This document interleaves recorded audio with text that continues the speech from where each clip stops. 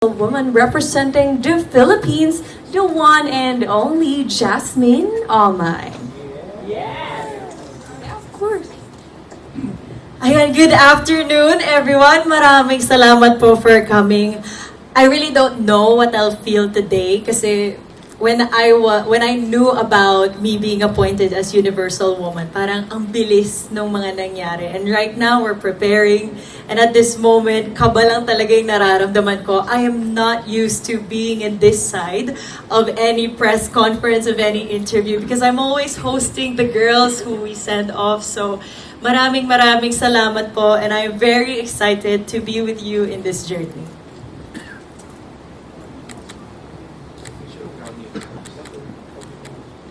Ayan, and now at this very moment, we will be having our official crowning and sashing to be, of course, facilitated by Sir Arnold himself.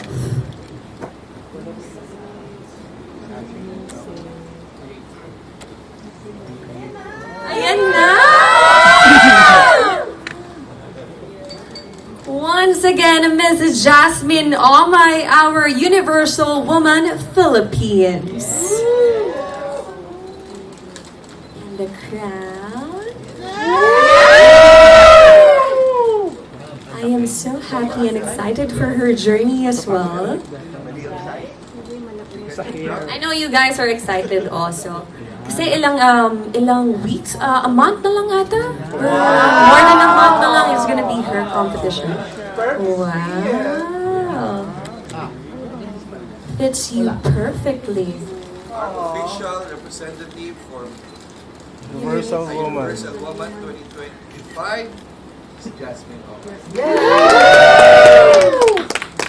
And after a couple of months, I think we'll be seeing a new crown in her head. Yes, Yes, a back-to-back crown for the Philippines.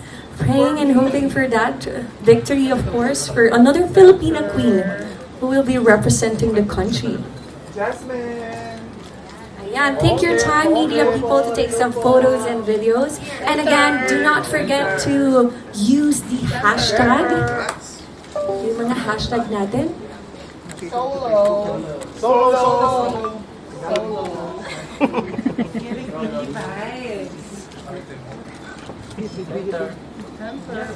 Jasmine.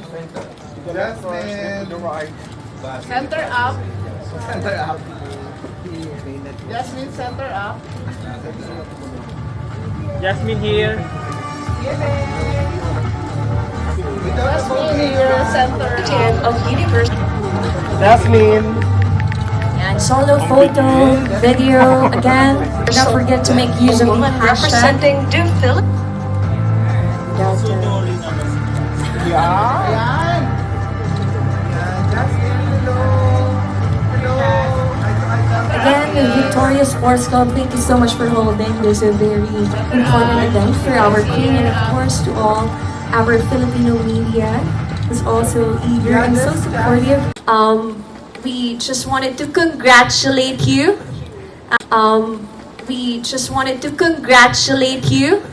Tatanong, of course, sa ating queen. So, media people, at this very moment, we can start with our Q&A for our official representative. So, to all our media friends, kindly state your name and media affiliation prior to asking your questions. And as much as possible, let's not go beyond 2 questions so we can give everyone a fair chance. Okay po ba yun? Are we clear? Okay, so I think we can start.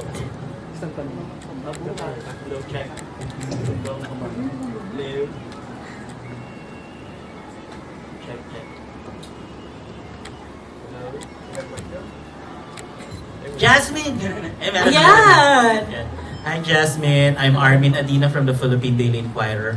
I'd like to know, where were you and what were you doing when you learned that you will be representing the Philippines in Universal Woman 2025, and how did you receive the news? Ayan na.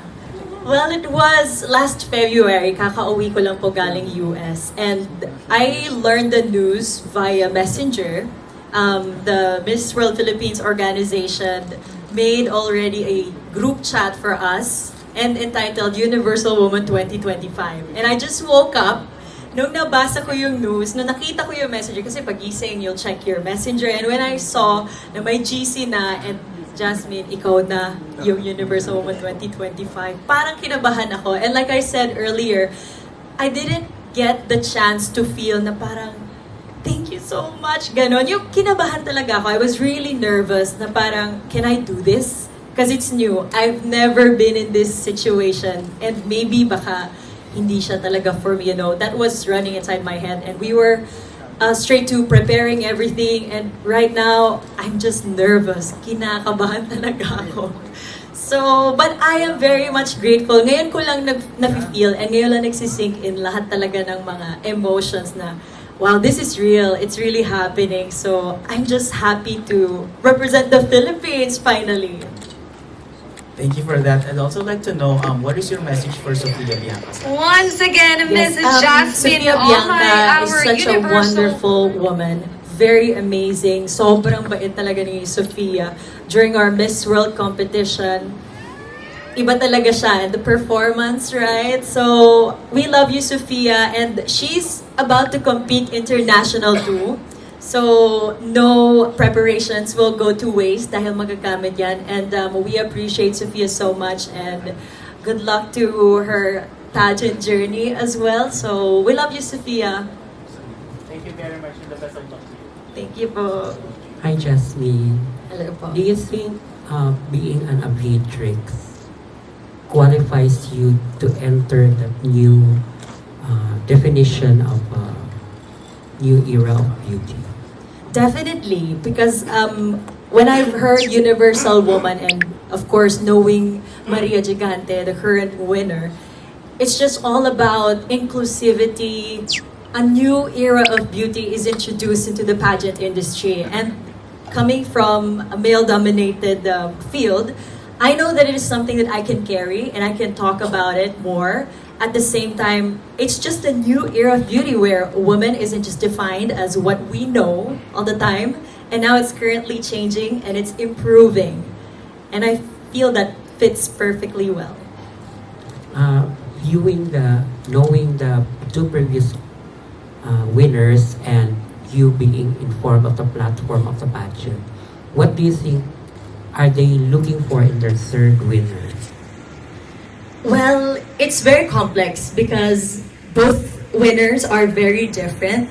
But when I had the chance to talk to Maria, one thing that I could just say they're looking for is someone who can speak, someone who can converse well, someone who can deliver the message, who can be an inspiration, someone who's really universal. I cannot define universal in such exact words, but someone who is powerful and empowered for me. Jasmine, how does it feel to be finally wearing that crown and sash? Wow. Sabi ni ALB kanina, mabigat yung crown. And I agree, the weight of the responsibility of this crown and sash is very heavy. Competing for a back-to-back win for the Philippines. Pero again, I've said na parang nung tinanong ako the second time, this was not official just yet, but when they asked me like, finally, makakapagsuot ka ng Philippine sash. Finally, masasabi na yung Philippines. Yun lang yung nasa isip ko. All I kept thinking was, oo nga, masasabi ko na yung Philippines. And it's just a fulfilling moment. Kasi sabi nga ni CJ earlier, it's every pageantera's dream to represent the Philippines. And I felt like my journey to compete internationally was already done after Miss World. So it's just a whirlwind of events, and now that I get to wear this crown and this sash to the Philippines. Thank you. Hi. Hello po. Congratulations. Thank you. Well, you're now on the other side of, being the representative of the Philippines. And we've seen you in multiple events, being the host, being so gracious and welcoming, congratulating as the host for all of our representatives. Babasbasan kita later. Amen. So, in what ways si Jasmine Omay is a universal woman? Wow. I feel like when I was appointed as Universal Woman, for the first time I felt like finally. Because when I entered the pageant industry, when I first won my crown, I became a pilot. It turned my life 360 degrees in a way that I could never imagine. And I saw how Maria's life changed as well when she joined Universal Woman and became the winner. And right now, when I was appointed, I felt like that's a full circle moment na parang I have a imagine ko na success. No, I imagine like there's something that's happening that is just, it's happening again. I feel like something with the history is gonna repeat itself na maybe life-changing pageants are for me. I'm not sure, but I'm gonna do my best. And in that way, I feel like I'm very well fit for Universal Woman with all of my preparations. And I don't think that you just fit, you work for it. Best of luck. Thank And you. congratulations.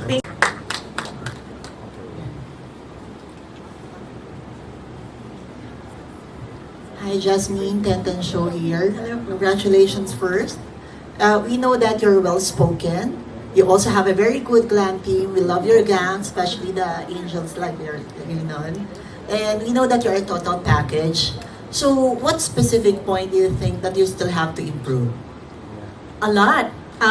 First thing on my mind, based from what I'm reading online, is just the body, you know. Pero most of the time, I would get this comment that she's not very thin pa. She needs more improvement with her body. But then I made all those changes in Miss World. I didn't hear anything. But right now, what I'm so happy is that I know I need to focus on my physical aspect, but Universal Woman goes beyond just defining a girl based on her body statistics. And that's just amazing. And I feel like it really is the pageant for me. Those are the puzzles that fit well, that I feel like, wow, I could be a part of this journey. And it's amazing. Having said that, what for you is the real meaning of Universal Woman?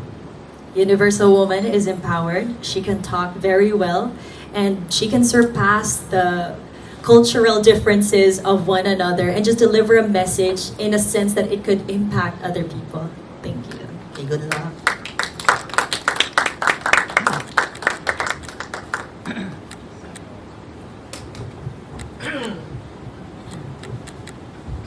Hi, Jasmine. This is Hello Tito po. Noli for OPNB World Tide.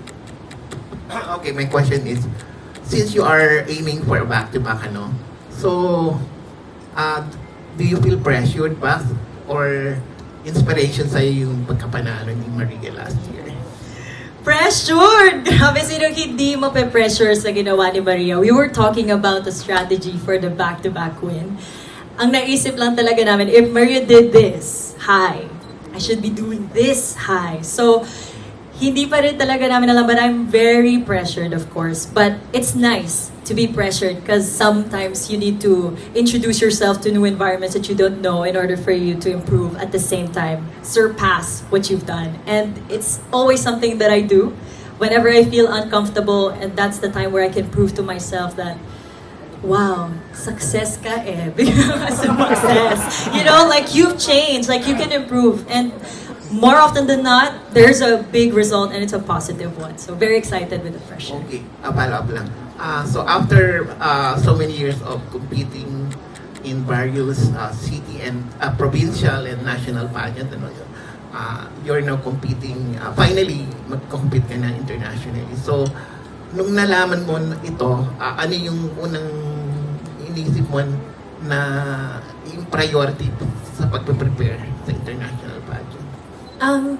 Priority that we've been preparing is just to practice more on public speaking, to improve how I could talk to a lot of people, to understand where they're coming from, regardless of their spoken language, you know. And once we've seen the handbook for Universal Woman, talagang it's very inspiring. Like, you need to surpass that cultural differences and to meet each other somewhere along the line. And that's what I'm really preparing for, and trying to know what my core is and what my goal would be in this pageant, and just focusing 100% on that alone and not letting anybody affect me during the entire duration of the competition.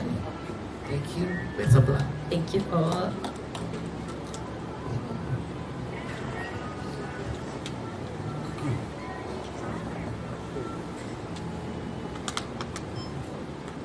Hi Jasmine, I'm Christian from the Crown Philippines. Congratulations. Thank you. Jasmine, we've followed your pageant journey in each of the competitions you joined. You did very, very well. Which pageant learning or experience will you be taking with you come the competition? Actually, I was asking CJ this question. Para kasi, you know, when you join a pageant here in the Philippines, it's just very difficult. Like, it tests your physical aspect, your mental aspect. And I feel like for the years I've been trained with the mental aspect, not to hear the online comments. You know, a lot of people will have comments once I step on that stage. And I think that's one that I'm gonna take. But you know what, CJ is just a good queen sister. I asked her earlier, para, what did you feel when you represented Miss Grand internationally? And she just said na, there's just, we've been trained so hard here in the Philippines that when we come to the international pageant, it's quite chill. You know, there's still the pressure, but you know, it's the pressure of the crown and the country that you're bringing with you. So I'm definitely taking that and just focusing on my core. Since you knew your appointment as the new Universal Woman, have you had any conversations with Maria? Yes, we did actually. And you know what? Maria is just a wonderful woman. She's really the definition of universal. Everything that she speaks is just, it serves the purest of intentions. And one thing that she gave to me as a tip was to be myself. I was actually overthinking what should I, or how should I deliver myself when I come to India. And she just said, just be yourself, just be your authentic self. And I think that's one powerful message or tip, advice that she could give to me because, you know, at least you don't go far away from your core and it's really your authenticity that could maybe get us a back-to-back win. Thank you. Thank you. Hello, Jasmine. Congratulations. Thank you. As per ALB a while ago, you're now preparing for your upcoming international pageant. So, kasama ba dito yung preparation for your wardrobes na like designers and may specific designer na ba for your evening gown and national costume? And pwede na bang i-share if ever? Pwede na bang i-share? Maybe. Pwede na bang i-share? Oh my gosh, pwede na, ALB?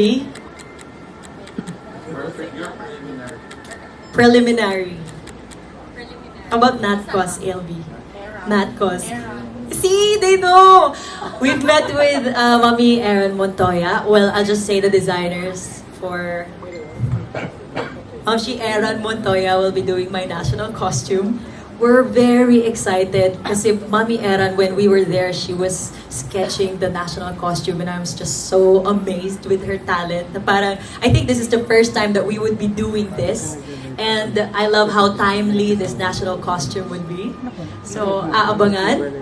And for my preliminary, we have Sir Louis Pangilinan.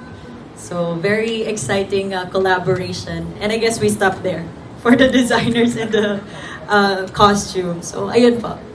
Okay, yun na naman. Thank you so much and congratulations. Thank you po. Hi, Jasmine. Go, go, go. I'm just so happy that finally you're wearing a crown right now. Yes. Alam mo yan? Yes, go, go, go. So, Jazz, ito na. Since tama si Christian, we witnessed your pageant journey.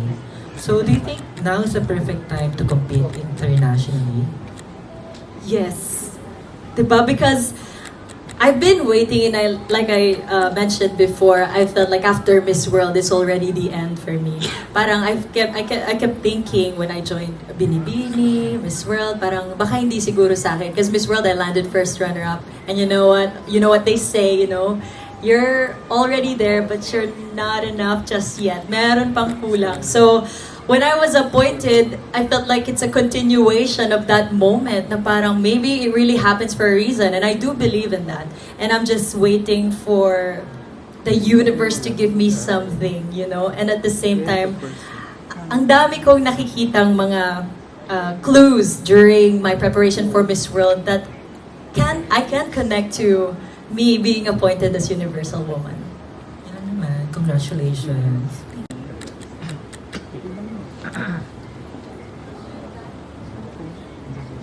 Hi, Jasmine. Hello, Bo. Universal Women is will be held in India. Have you researched about India, or have you been there for that?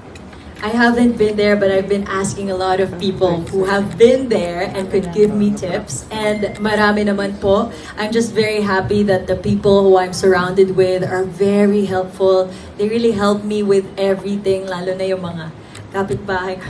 Si Mommy Ian Mendehar is helping me. Miss Krishna Balsarza, the Miss World Philippines organization, is helping me at their best talaga. And I could say I'm very excited to visit India. Thank you, Jasmine. Good luck.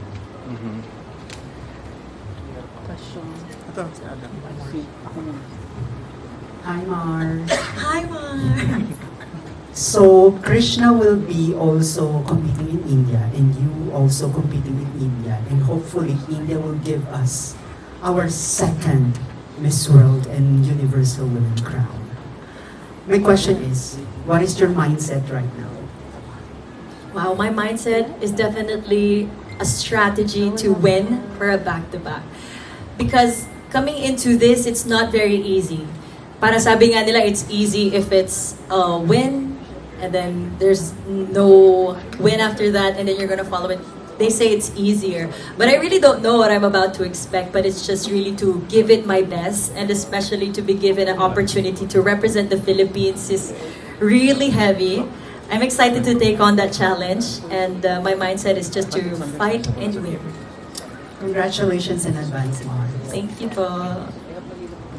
Hi, Jasmine. Hello. We all know Universal Woman is advocacy laden. There are a lot of talking points about it. So I would like to ask if you will still be retaining the same advocacy as you've had in your previous pageants going to Universal Woman. I have a lot of advocacies and charities that I support all throughout my pageant journey. And I do feel like a Universal Woman doesn't just really stick to one, but gives shines to advocacies that needed help. And this time, I will be working with the Children of Cure Foundation in Cebu, who are victims of child trafficking and sexual abuse online. And if you're gonna ask me the connection between it, I just want to say that at the end of the day, all I want as my goal for these advocacies is to give them a change in life through education. If you could see most of my advocacy I did for Miss World Philippines, it's to give them that education, to have them given a chance to know who they want to become. And this is also what I wanted to do this time for the Universal Woman stage, and to give awareness internationally. Can I ask one more question? And then another question for ALV. I'm curious to ask, who's going to be your pasarela trainer? Kasi importante yan for Universal Woman. Will it be your pageant sister CJ or anyone else? You know what? I'm very excited to have asked CJ for that. Naunahan na ako ni Sir Adam to ask for tips. But definitely, I will be training also with Mom Ian Mendehar. She's been there for me since Miss World, and right now she's just very supportive of what I'm doing, and nakikita ko talaga yung gigil din ni Mama Ian to support me this time. And of course, CJ is always there as my BFF queen sister. So definitely we'll be asking more tips. Nagsimula na ako kanina, so next event, yun naman, the pasarela. You're welcome. Okay, KALV naman. Sir ALV,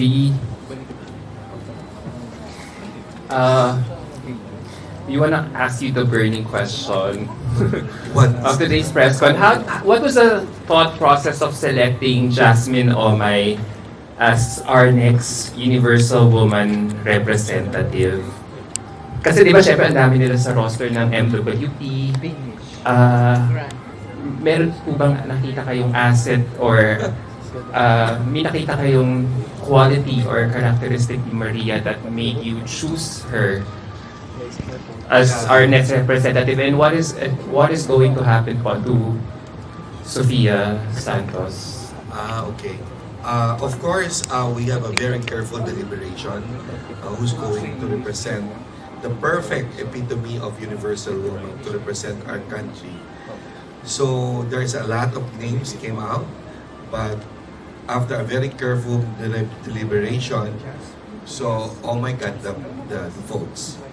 So I think, and I'm sure she's a perfect candidate. No, her being smart, beauty, and her purposeful, her advocacy, of course, and the achievements, professional career niya. So those are the requirements of universal. But the most important, you can speak. With regards to Sofia naman, Sofia kasi the problem I did my best to fight for it. I fought for Sofia to reconsider her. But the problem with Sofia is the age requirement. That's the main reason. But Sofia will compete on September to another pageant, which is Miss Elite World. And that will be held in Egypt. And for her, for Jasmine, there are a total of close to 80 candidates already. So it's a very for universal woman. So dami rin. So I really have to get the best. So far, in our deliberation, she got the highest vote. Thank you, Sir LV, for the revelation. Thank you. Hi, Jasmine. Hello, I'm here. Ayun, hello po. Congratulations first, and the best of luck sa journey mo. My name is Jay, and my question for you is, what do you love most about yourself? My funny side? Yeah? Sabi ni CJ, yes. You know what? I tried to suppress it multiple times, pero lumalabas talaga siya sa media interviews. Ano na kay Ma'am Shipao, yan eh. Yung mga kilala talaga din ako. And I'm so happy because the media knows that side, And I was asking Maria if I could do it internationally, Baka maybe they're looking for more serious talagang Prim, who's just really a speaker. But it's the characteristics that makes a girl shine, and maybe that could help me. And hindi ko lang talaga maiwasan yung mga intrusive thoughts sometimes. So, talagang minsan may mga jokes on the side, but then, aside from being funny, I know that I'm very well driven with what I want. And now that I've been given the chance to represent the Philippines, I'm just so happy, and I couldn't contain what I have right now. Kung tinatanong ako ni LV if I'm already ready when we were meeting. Sabi ko, LV, if we're gonna fly tomorrow, I'll be ready for that fight. So, yes. Salamat po, ALV, for this opportunity. Wow, congratulations, dear. Follow-up question. How do you plan to stand out in this competition? Knowing that there are 80 contestants. Stand out. Stand out ka sabi ni CJ. No. Actually, what I want to do is to just embrace who I am. And I feel like one characteristic or skill that could make me shine is my speaking. I love it when I can get people's attention whenever I speak. And that is something that I'm very focusing on because like what ALV said, they need a speaker, they need someone who could converse well. And I cannot fully say na talagang meron ako nun or I do possess that, but I like to believe that I do once I get there. And I'm just working hard to make it flourish even more, nalinisin pa, and just to be a part of who they're looking for. Thank you, Jasmine. Congratulations in advance. Hello, Jasmine. Good afternoon. This is Paul from Pageant News International. Ayun po, yes.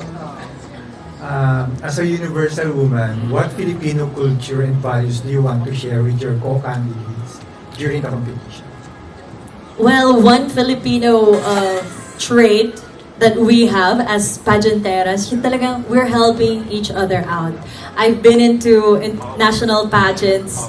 CJ and I have already done that before during Binibini, fixing each other's crowns and hair and makeup backstage, not thinking about if kami na ba yung lalabas or what. We're just thinking of the welfare of each candidate who's competing. And I do want to make that and to share that to all of the delegates in Universal Woman, that we Filipinas are more than just being Filipina. It's more of having the heart to help one another. And I think aside from talking about pageantry, it's the whole goal of pageant for me. Thank you. Thank you and good luck.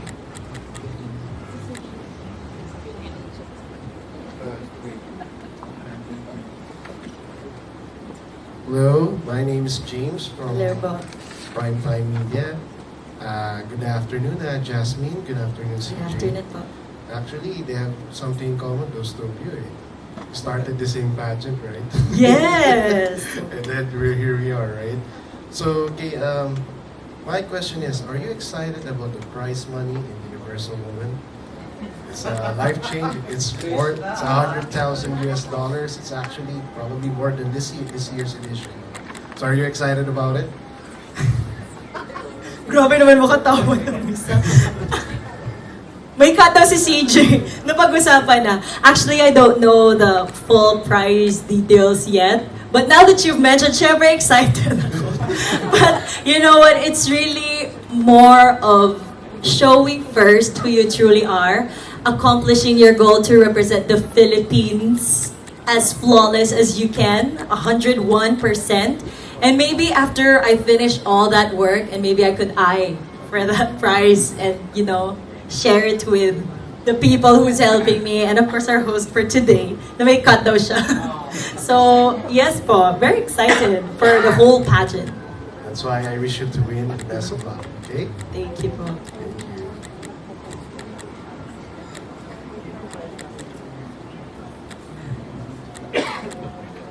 Hi Jasmine, it's Herman. Hello. How are you?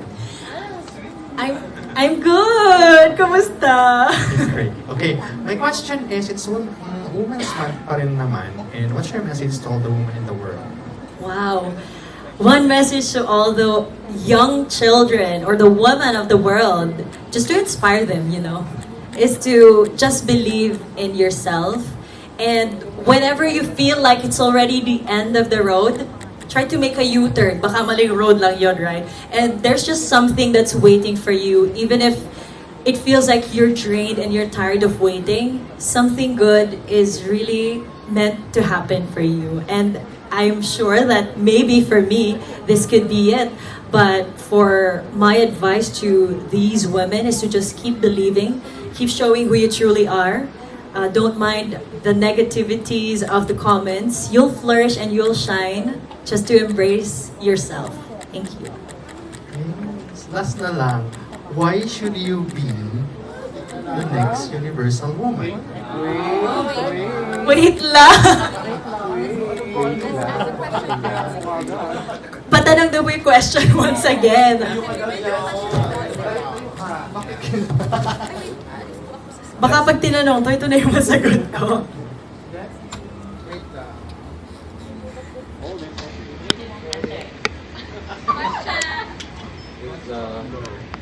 Okay, are you ready? Yes. Jasmine, why should you be the next Universal Woman? I have been eyeing for a pageant where it doesn't just define who you are when they look at you, your face, your body, and just what you can offer, but more, it goes beyond what you truly want to represent and how purposeful your journey is in the pageant industry. And I felt that full circle moment when I won my first crown, and I definitely feel that my full authentic self could help me win the crown because of the charities that I work for, because of how hard this journey could have been, you know, but it's really just hard work and the heart to serve the people in a universal way. Thank you. Yes, winner. Nakaka-stress. Thank you. Grabe.